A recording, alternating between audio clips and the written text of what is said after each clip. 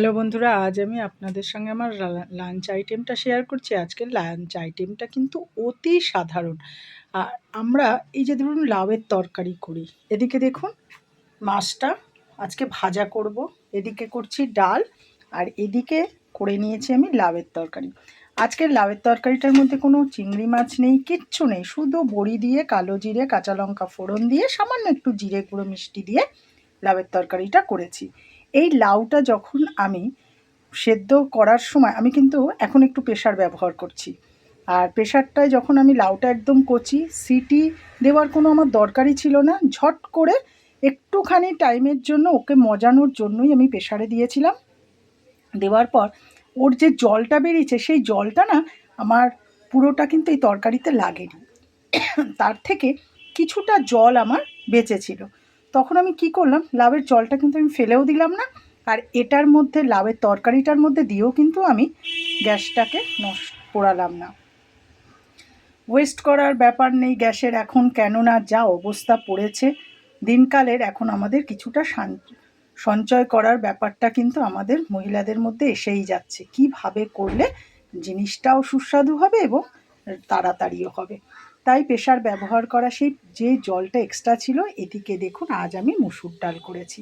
এই মুসুর ডালটা করেছি অতি সাধারণ। এটা আমি সেই যে লাউয়ের জলটা এক্সট্রা ছিল, এই ডালের মধ্যে কিন্তু আমি লাউয়ের জলটা দিয়ে দিয়েছি। তার জন্য আমি কি করেছি, ডালটা কিন্তু একটু মিষ্টি মিষ্টি হবে। আমার কথাটা আপনারা যদি মনে করেন যে কথাটা সত্যি, তাহলে একবার করে খেয়ে দেখবেন। লাউ আমাদের সে কড়াইতেই দিয়ে বলুন আর প্রেশারে দিয়ে বলুন, জল একটা বেরোবেই, পুরো জলটা কিন্তু লাগে না, এক্সট্রা হয়। সেই জলটাকে কি করতাম, এতদিন আমরা সেই লাউয়ের মধ্যে দিতাম, দিয়ে সেটাকে গ্যাস পুড়িয়ে শুকাতাম। আজ আর আমি কিন্তু সেটা করিনি। আমি কি করেছি, ডালটা তো আমাকে করতেই হবে আজকে, তাই আমি কি করলাম, এই ডালের মধ্যে এক্সট্রা যে জলটা দিতাম সেটা না দিয়ে আমি সেই লাউয়ের জলটাকেই দিয়ে দিলাম। এবার ডালটা কিন্তু খেতে মিষ্টি মিষ্টিও হবে। আর ফোড়নে দিয়েছি শুকনো লঙ্কা আর কালো জিরে, তেজপাতা, এই তিনটে জিনিস দিয়ে আজকে এই অতি সাধারণ ডালটা আমি করে ফেলেছি। কিন্তু ডালটা খেতে কিন্তু অসাধারণ হবে। আমি করলাম সাধারণ, কিন্তু ডালটা খেতে হবে অসাধারণ। কেন বলুন তো?